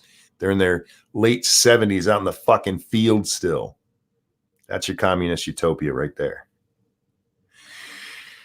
Whew. I've gotten on a little bit of a rant here, haven't I? I enjoy politics. I do. I love the gamesmanship. That's why I look at the speech last night, and I can appreciate it for what it was. Again, I'd have to watch it a second time to know if I agree with all the policies or not. But the stagecraft of what Trump did there was fucking excellent. It was amazing. You don't see that very well or often, and certainly not done that well very often. Serenity Lotus, acquitted but not exonerated. Oh, F off, you derps. Oh, that's a hashtag going around? Hashtag acquitted but not exonerated. Thank you, Serenity Lotus, for the donation. Jack, my friend, how are you? Good, man. How you doing? Good. I got to do something here real quick. There might be a little delay in my talking. I had to unplug the satellite. I believe Lady Monkey is out of work now, so I can go back to the regular internet. How you doing tonight, man? I've been crazy busy. Can you hear me now? Yeah, can you hear me? I'm waiting for him to be able to hear me. I can hear him just fine. He just doesn't know that I can hear him. No. Can you hear me? I can hear you. Okay, now we're back. I had to unplug the satellite, and there's a little dip where it drops back to the other internet. So I just had to make sure we were talking. There we go. Hashtag acquitted but not exonerated. These fucking assholes. What a large hashtag, too. No shit. Why didn't they just say hashtag not exonerated? Because, like, you're using, what, half your character limit? Yeah, at least a quarter of it. That's a lot of fucking words. That's ridiculous. What a waste of time. Grow up. It's done. Move on with your fucking days. We all knew this would happen. This was a foregone conclusion. I don't know why anybody's acting surprised. You know what I do find surprising, though, Jack? What's that? That it is Wednesday. Well, we're moving into Wednesday evening now. And we're only, last I saw, up to 73% of the Iowa vote counted. They're still working on that? Yeah. Oh, they need to get their shit together. Yeah, it's fucking amazing. The salt for the next couple of days, guys. For the next few weeks at least, is going to be amazing. Oh, yeah. There's going to be all sorts of bitching and moaning about this. The political mom says, what's with the normalizing of acting like a 2-year-old when Trump does something? Well, here's the thing. Trump is often very petty. Trump is often very childish. but it works for him. He likes it's somebody mentioned earlier, Trump is just being Trump. It's just who he is. So while we can look at it and go, yeah, that's petty, it just kind of more works for him, especially with his base audience. They're like, fuck yeah. You have Democrats trying to imitate that. Yeah, and they blame it on him. Like, look, well, okay, you're responsible for your own behavior. Sorry. Rashida Tlaib, we're going to impeach that motherfucker. That's her. That's nothing to do with Trump. Nancy Pelosi tearing up the speech last night. That's her. That's not Trump. That was so childish. Oh, it is. And it's them trying to go to his level, not realizing that he is on a different plane. Whole different plane. Yeah, he's good at it. Like, again, it's him. It's just who he is. And when they do it, they just come off looking like goddamn children. And you know what, Jack? I'm going to get myself in trouble. You ready for me to get in trouble? Oh, yeah. I couldn't help last night but notice how many women were acting like petulant children. Like most of them. How many of them look, there's several moments where you see everybody stand up and clap for whatever Trump just said or did. And you'll see Cory Booker sitting there politely clapping. What used to happen is the president would say something, his party would stand up and cheer, and the other ones, if they agreed with it, they would politely chat or clap, or they would sit there still. And last night, you see all of these people acting like this is somehow new and like, what the fuck are they doing, man? And it was like 99% of the time, it was women. I would venture a guess that some of that is because people weren't as involved under Obama. They just sort of like went along with whatever and didn't watch the speeches. But the visceral hatred of Trump makes them want to watch him so they can bitch about it. Yeah. And look, I understand that feeling, but they miss the mark every time. Editor MG, thank you. Rush Limbaugh gets Medal of Freedom. Yes, he did. And it was awesome. He looked very surprised by that too. People say that, and I watched the speech last night, and I was looking for that because somebody said I'd read somebody say he looked surprised by it. He's Trump or Rush said he didn't know it was going to happen. Real fast, Citron, thank you. I remember the video from a while back where American college kids were trying to school a prior Soviet citizen about how great the USSR was. Yeah. I genuinely fucking hate these people. I'm with you. Yeah, those are funny. It's like trying to tell Cryptic about what it's like to live under communism. Go ahead, try it. You want to see him lose his fucking mind on you? One thing about Rush getting that medal made me think he knew he was getting it. So Trump originally announces it, and it kind of looks like, okay, maybe he's faking it, maybe that's genuine. I can't tell. But then everybody stands up to clap for him, and then everybody sits down except Rush before Trump announces that he's getting it tonight. Everybody but Rush sat down. So maybe Ivanka told him, hey, stay standing. But that's the only part that made me think, come on, Rush, didn't you know? Didn't you know? But anyway. Oh, yeah. I think part of that, though, might be the cochlear implant, because in large crowds, he can't hear very well. So he may not have realized everybody else was sitting because there were still people clapping. And that's fair. Cryptic, thank you so much. He says, I will slap the fuck out of you. Oh, yeah. Cryptic, there's two things that I know people should never try to challenge you on. What it's like to live under communism and immigration. Because those two things set that man off. With every reasonable excuse, too, because he's got nothing but legit reasons for being upset about both those things. He's been through them both. Yeah, exactly. And people don't know what they're talking about half the time. No, they have this idealized world or idealized version of the world that doesn't exist. Yeah. That's a great thing about being. How you doing, man? I'm sorry. Oh, no, that's. I was just saying hi to Daxy there. Oh, hey, Dax. I I'm not sure what happens next in politics. I mean, we have the election coming up, and maybe the focus will shift to that where it should be right now too. Nope. Thank you. Why so serious, Cryptic? Because he's lived it. That's why. Thank you for the donation. I hope we switch to the election because that is actually kind of important. Yeah, we know that's not going to happen, though. The Democrats are going to distract from everything because their candidates all blow. They really do.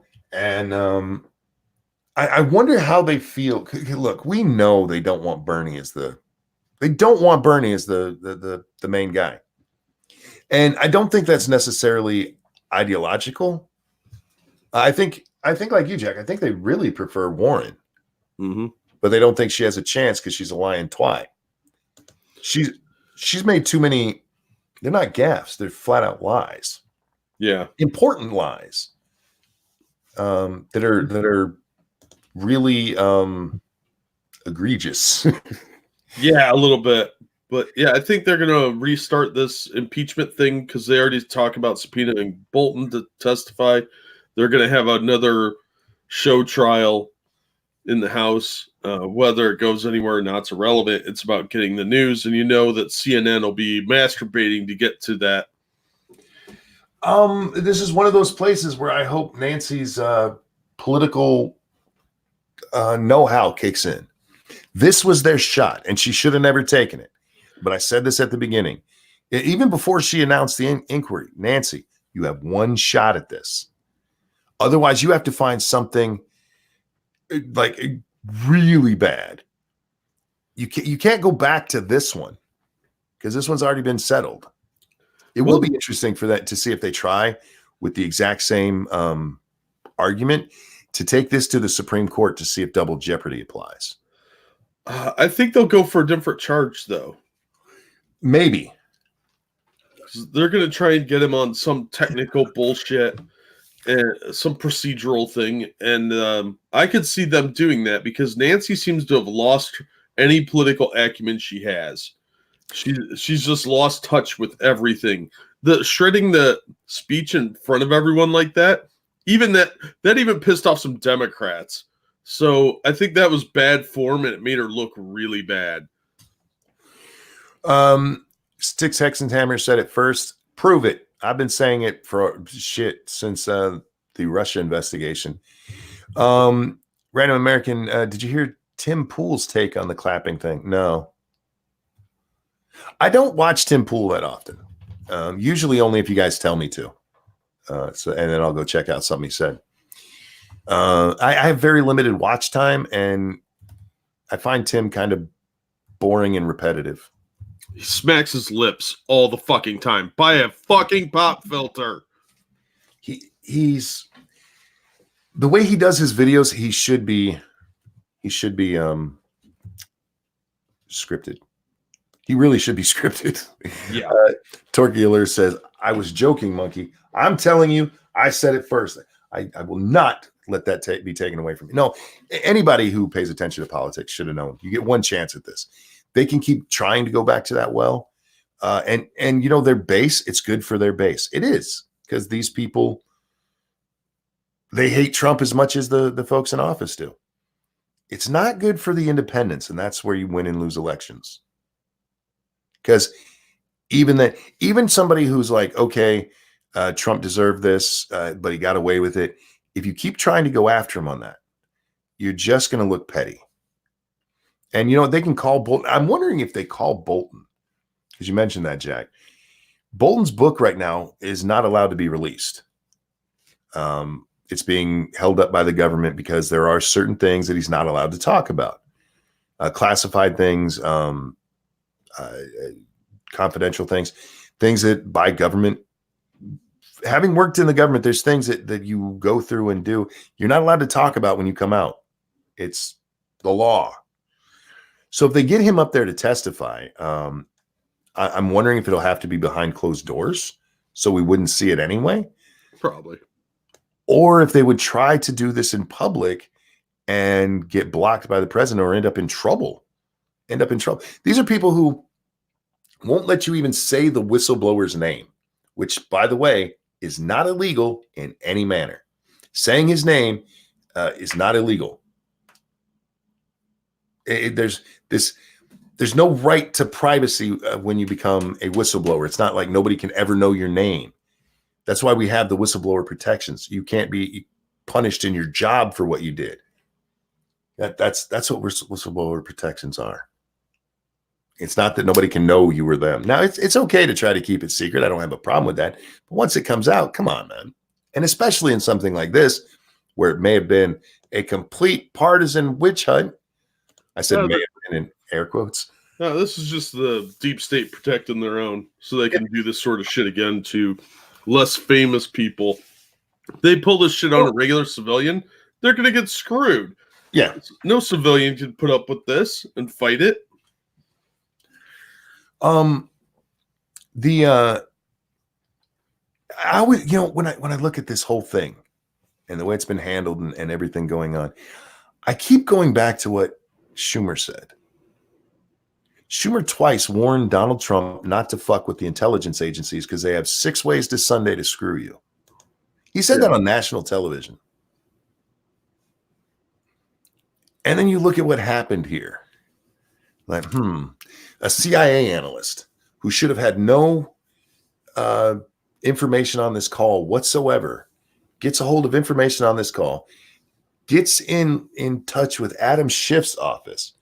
And suddenly you have this whistleblower report that is perjured because he doesn't mention on there that it's actually a section you have to fill out. Doesn't mention that he spoke with a congressman. Oh, that's a different rule for normal people, not for government employees. You know that, monkey. Yeah, I know.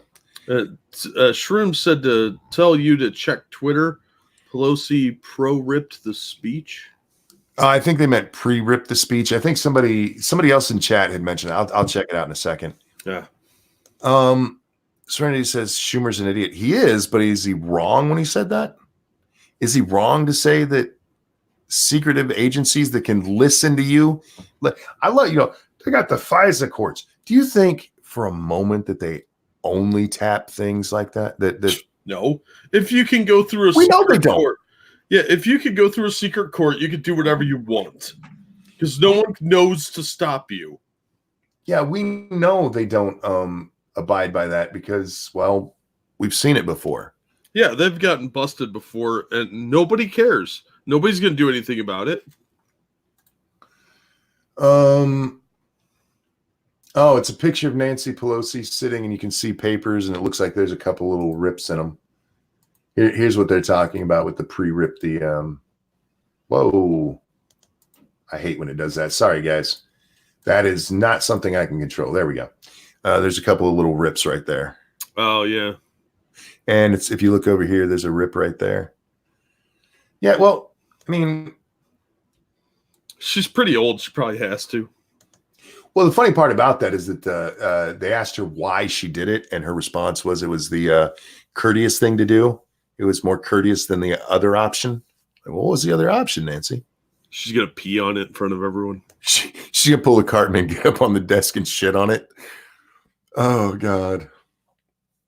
It looked like she was testing to see if the paper would whip. Yeah, it looks like she got some. There's a video clip of her doing it. Yeah.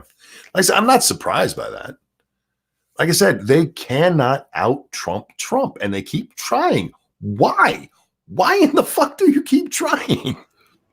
My brother once came up with this phrase that really seems to fit. They're smart, dumb people.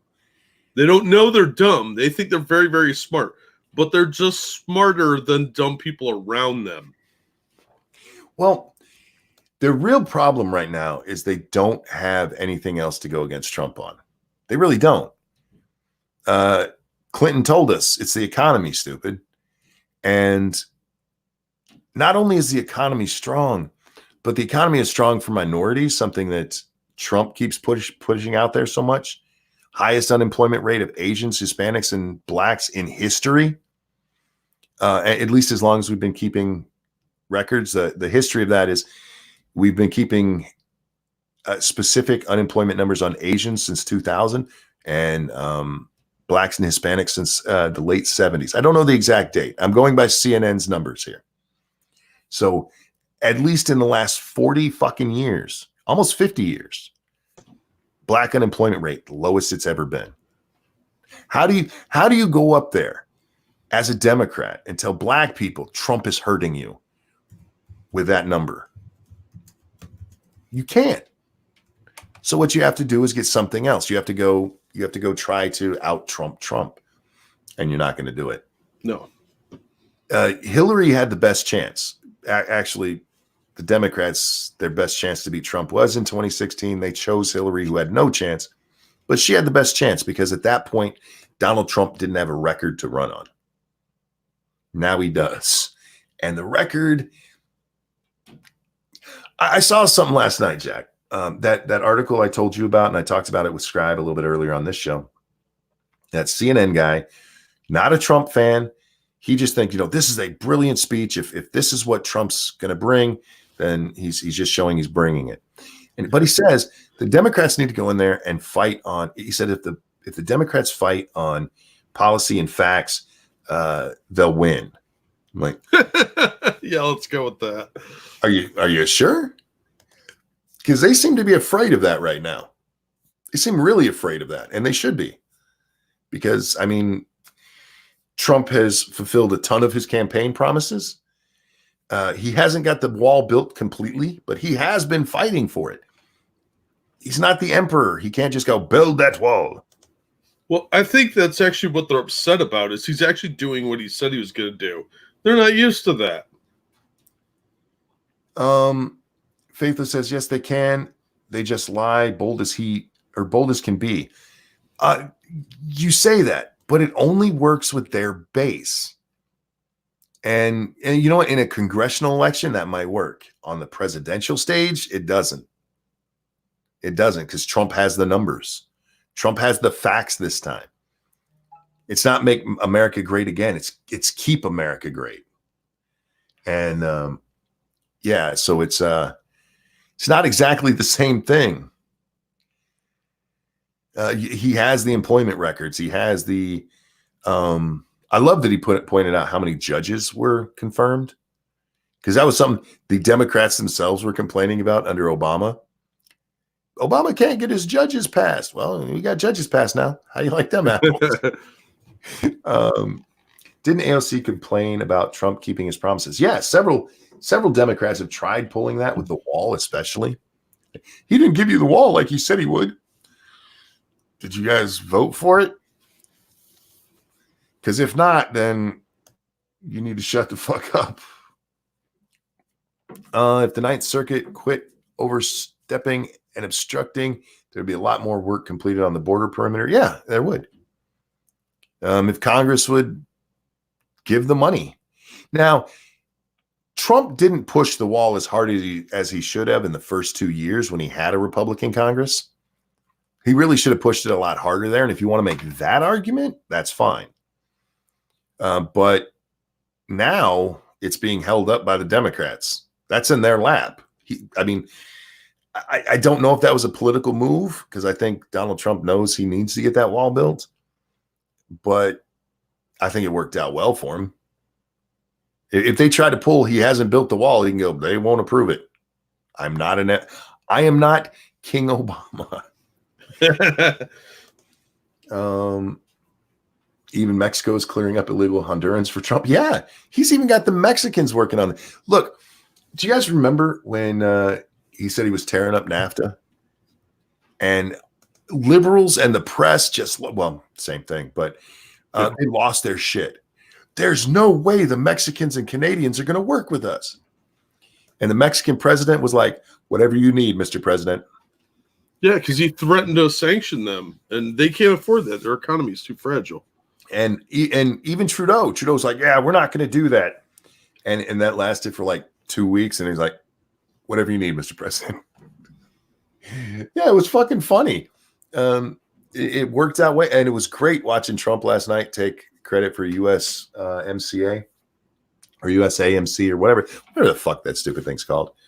The new NAFTA. Yeah, NAFTA 2.0. Now, I haven't seen or read the actual text of that to know how good or bad it is, but he got it done as he said he would. There you go.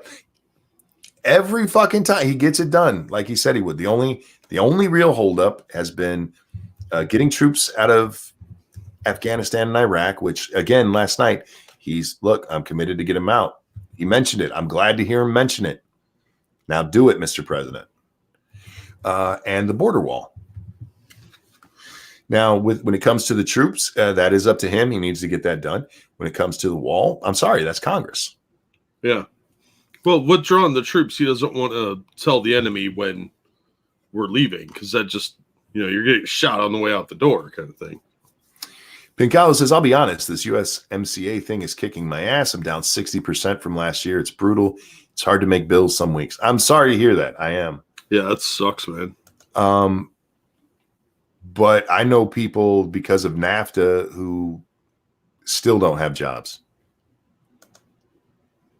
We lost there were 5 factories when I started, or when I first moved here, big ones. We have one left. All of the other ones went to Mexico. My hometown had, I think 4 or 5, and they have one now because it's just a small local operation. Yep. But everything else went down to Mexico, and it basically killed the town. Yeah, all we have is a couple of tiny, like the machine shop I work for is still in this town. It employs 20 people. This is a small town, but that's not enough. That's not enough jobs to sustain people. So I feel you. I really do, Pink Hollow, and I'm not trying to minimize what you're going through, but I also understand why people wanted to get rid of NAFTA. Seriously, man, it's fucking just these factories gone. Oh yeah, Fuck. Look at all the Midwest. I mean, I'm in Ohio, you're in Michigan. Look at how many factories have closed up shop and gone. They either went to China or Mexico. As Trump said during his speech, 60,000 factories shut down in the last 16 years. Yeah. 60,000. Yeah, if each one of them is even employing 100 people, that's a lot of jobs. Pincalo says, "Oh, I know Canada lost tons of manufacturing to Mexico." I know, man. They put Mexico, NAFTA fucked anybody. Yeah, you probably got fucked just probably a little harder than us because you have a little bit. What's the stricter? I don't know the wording, but their labor laws are a little bit more generous to the worker kind of thing. Yeah. Yeah. So you guys probably got fucked real bad on that. Yeah, not to mention Canada doesn't have a huge population, so if one factory leaves, that can impact even a city. Mm-hmm. Just on tax revenue and services and people having jobs. Yeah, it can really. So, Pincalo, I hope things even out for you. They come back, your economy comes back strong. Hopefully, those factories come back, and that boosts your business. What did Trump say? We've seen 12,000 come back already. Or 12,000 factories pop up. Was that a fifth of what we lost? Yeah, that's still pretty shit. It's a start. Yeah. Well, hopefully that'll help out Pincalo and guys like him because I know a lot of people are hurting. Yeah, look, as our economy grows, yours will too. We have that power. But yeah, I want to see the election, Jack. I want to see it kick into full swing. I love this shit. I know. I just want it to hurry up and get the candidates figured out because all these stupid fucking debates are getting on my nerves. Well, that's going to be interesting too. Don't we have a debate coming up? I think so. We should have one. I swear there was one between each of the first primaries. Democratic debate. There we go. The February debates. Where are they? Where's the? Just show me the dates, asshole. What's wrong with just giving me a list? Here we go. Let's see. Where's the schedule? We have one coming up February 7th. February 7th. So it's going to be interesting to see the candidates get up there and talk about this when we don't even have the fucking election results yet. Oh, so that's Friday. Wow, we have one coming up Friday. I don't know if we'll have the Iowa results yet. You're not going to have the guy who gets up there and crow about how he won. Silverman says, I pray Biden or Warren get nominated. Looking at the numbers right now, I don't think they have enough to do it. They have enough to knock out a lot of the smaller guys, but Biden got like 25% of the vote and Warren like 17, I think it is. That's not 50%. What is that? That's what, 45%, something like that. And 42%. They I don't know that their party wants to go that far left. I think their party right now is smart enough not to do that. Give them another 4 years. Give them another 4 years, and they'll be fully ready to give you a full-on communist. Which I wonder who will take up that mantle. AOC. Oh my God, Trump! I think it was Trump tweeted out that AOC is going to run for the Senate and kick Schumer's ass. That'd be funny. That would be funny. That'd be funny as shit. Knock out the top senator for her fucking stupid ass Justice Democrats nonsense. Well, you mean Sanders, not Biden? Yeah, I did. I'm sorry, Faithless. If I said Biden, I apologize. Yeah, Sanders and Warren together don't have enough to carry the nomination. We'll see what happens. Now, their saving grace is if one of them drops out and say Buttigieg and Biden stay in the race long enough that they siphon from each other, and then the remaining commie could win. But look, man, I do want that fight. I really do. Sanders or Warren would be great. She's going to audition for the lead senator position like she did for her current one. No, she won't have to audition because she already has her name out there. But it will be funny because I don't think she understands that because I can really see her going after Schumer. But I don't think she understands that she wouldn't be the ranking member, because I don't think she understands how ranking members work. I know she doesn't understand how Congress works. Yeah, but it's a kind of job where you don't actually need to understand. And what they'll do is they'll hire some staffers just to kind of keep her busy in meetings where she issues commands and they never go anywhere. Like, no, and I'm on it, ma'am, and they go out there and they don't do anything. Somebody checks it, be like, okay, yeah, we could actually give her this one so it looks like she's doing something. Yeah, if Schumer's taken out, I think Durbin is the next ranking member. If I remember correctly, that doesn't mean he'll be the minority leader, but he would be the number one senator in the Democratic senator. I think it's Dick Durbin. Anyway, they'd be removing the majority of their party and people still wouldn't trust them. Oh, you're talking to Anthony. Well, what about this scenario? No, bear with me. So let's say that AOC stays in office, and they're doing one of these big events, and she's the designated survivor, and something goes horribly, horribly wrong. Nobody's doing that. But what if? I had a horrible thought. So did I, and I just told you. So you're not wrong. Last night, when Brett Kavanaugh's name was mentioned, the two Muslim senators got up and walked out. Do you think Secret Service got like, oh shit? You think they were suddenly like, uh-oh, some shit's about to go down. We're going to have some suicide vests. Not saying Muslims do that. Well, no, they're vests of peace. Doves come out. They're just fiery doves, like phoenixes. Yeah, that's what it is. A phoenix is just a fiery dove from the Middle East. They're phoenix vests. Yeah. Oh, man. And they're so beautiful that people just fall down and take naps. forever. Forever. When does Schumer run again? What's his current? I don't know what his current term is, but I could see her going for his office. I really can. I would laugh my ass off if she won. She would win. She would win. Yeah, the guy's a douchebag, so I won't feel too bad for him. Neither would I, and the Democrats kind of deserve it.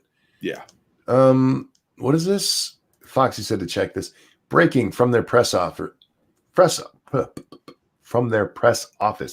Good afternoon. Senators Grassley and Johnson today requested Hunter Biden's official travel records from the U.S. Secret Service as part of their ongoing probe into potential conflicts of interest. And he has to give them up, or that's obstruction of Congress, right? Yeah. Well, I guess unless they do it, then that's just I don't know. I got nothing. These people are fucking weird. Jack, what are you doing in 3 hours? I don't know. You want to come hang out on the show tonight? Sure. Throw me Cool. a link. Ladies and gentlemen, I got to wrap up. Dinner's ready, and my granddaughter's here, and I'm going to go hang out with her. Before we go, I need you to do me a favor. Sure, what's up? Today is Johnny Hellcat's birthday. Oh, is it? Yes, it is. I didn't know that. I missed his stream earlier because of my real life nonsense going on. So, unfortunately, I couldn't make it to him, so I'd like to make it up to him with a song. Absolutely. Johnny, this one's for you. And a 1 and a 2. Happy birthday Day to you, Johnny. A happy birthday Day to you, Johnny. Happy Happy birthday, birthday Johnny. to Johnny. Happy birthday to you. Happy birthday, Johnny. I hope you have a great one. I really do. Happy birthday. Sorry, Mr. Stream. But yeah, I'm going to wrap up here, guys, because I need to go hang out with the family. Ladies and gentlemen, thank you so much for coming and hanging out. Thank you so much for the donations. You guys are so very generous, and I appreciate it. I really do. Jack, I will see you in a couple of hours. All righty. Everybody, have a wonderful day. We'll see you next time. Bye. Goodbye.